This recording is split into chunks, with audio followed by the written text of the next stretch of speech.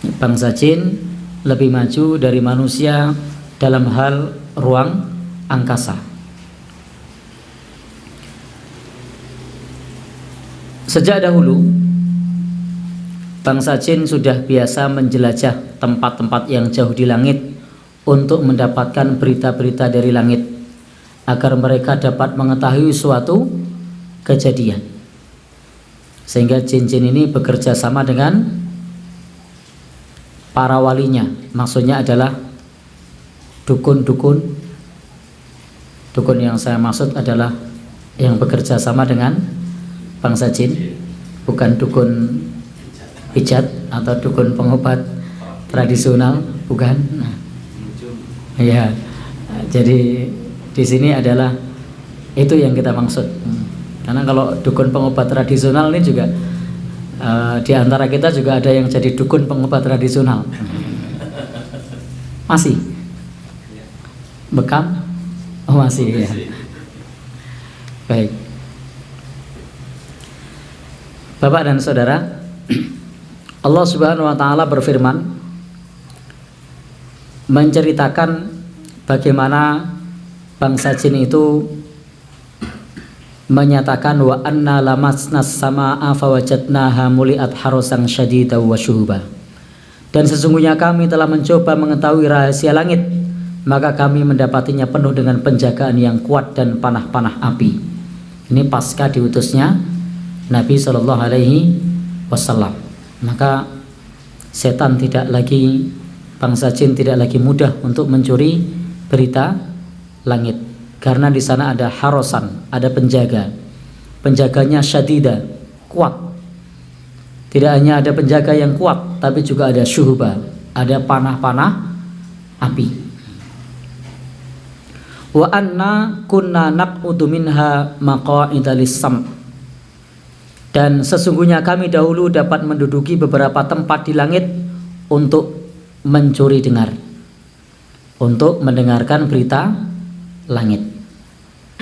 Fama yastami'il ana, maka barang siapa yang mendengar berita saat ini, yajid lahu shihabar rasyada, maka ia akan menjumpai panah api yang akan membakarnya.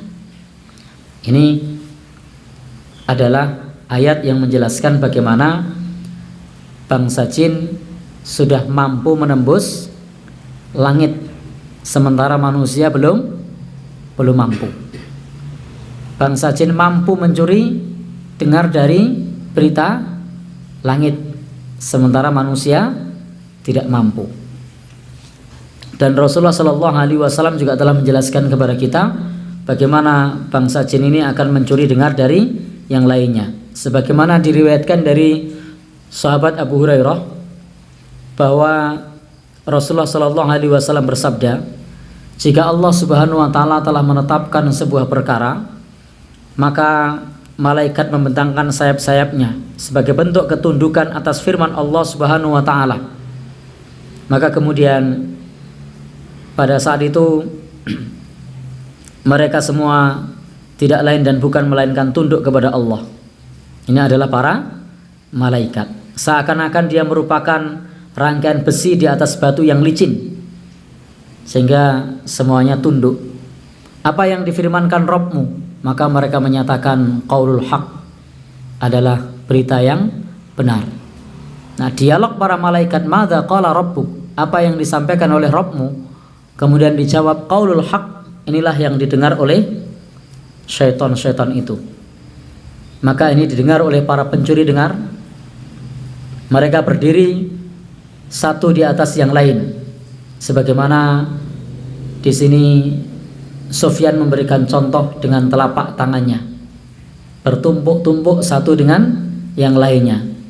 Lalu ia kemudian mencondongkan dan merenggangkan antara jari jemarinya sebagai isyarat bagaimana satu dengan yang lain bangsa jin ini bekerja sama untuk estafet mendengarkan kalimat, lalu disampaikan kepada yang ada di bawahnya, kemudian yang di bawahnya, dan menyampaikan lagi kepada yang di bawahnya. Begitu seterusnya hingga sampai kepada tukang ramal. Hingga sampai kepada tukang ramal. Tetapi pada saat proses tersebut ada banyak bangsa jin yang terkena fa'atba'ahu syihabum mubin, yang terkena kejaran panah api yang nyata, yang terkena lemparan meteor. Sehingga bangsa jin ini ketika menyampaikan kepada fi udhuni waliyihi, ke telinga dukun tadi, dibumbui dengan bimi'ati kidbah, dengan 100 kedustaan. Belum lagi informasinya estafet, itu rawan banyak tambahan.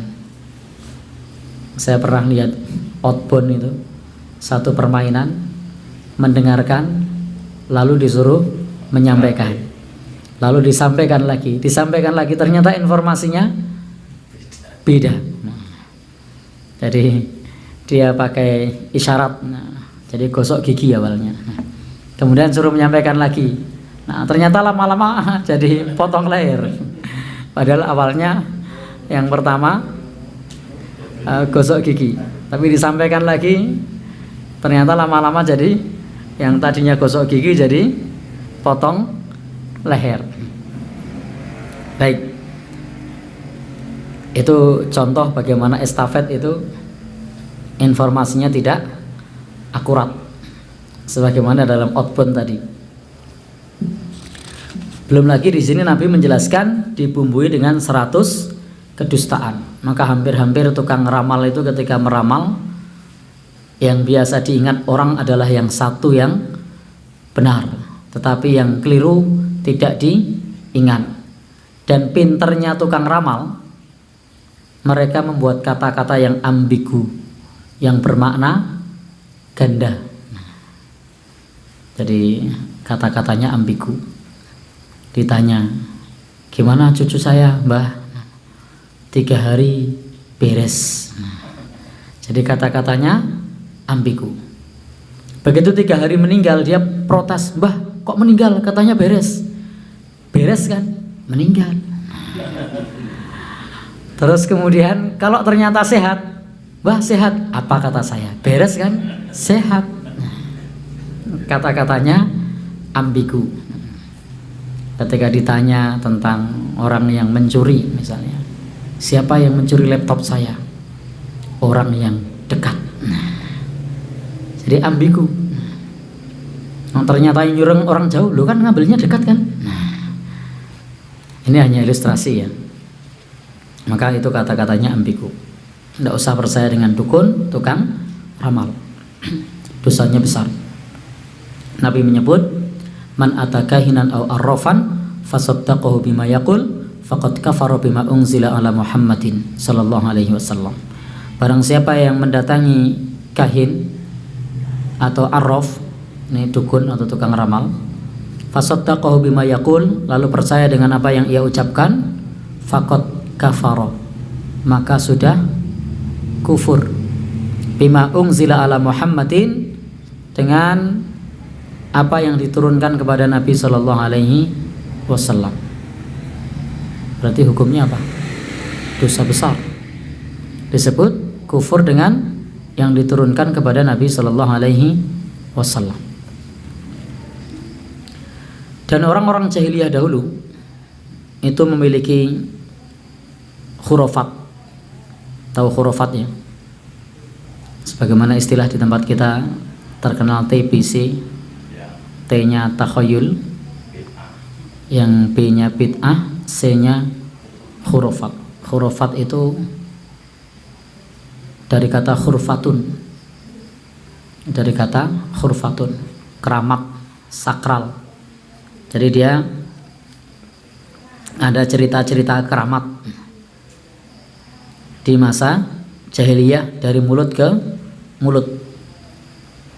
Abdullah bin Abbas berkata, seseorang dari sahabat Rasulullah sallallahu alaihi wasallam dari Ansor mengabarkan kepada Abdullah bin Abbas bahwa ketika mereka duduk-duduk di suatu malam, tiba-tiba mereka melihat ada bintang jatuh atau meteor yang bergiliran melesat.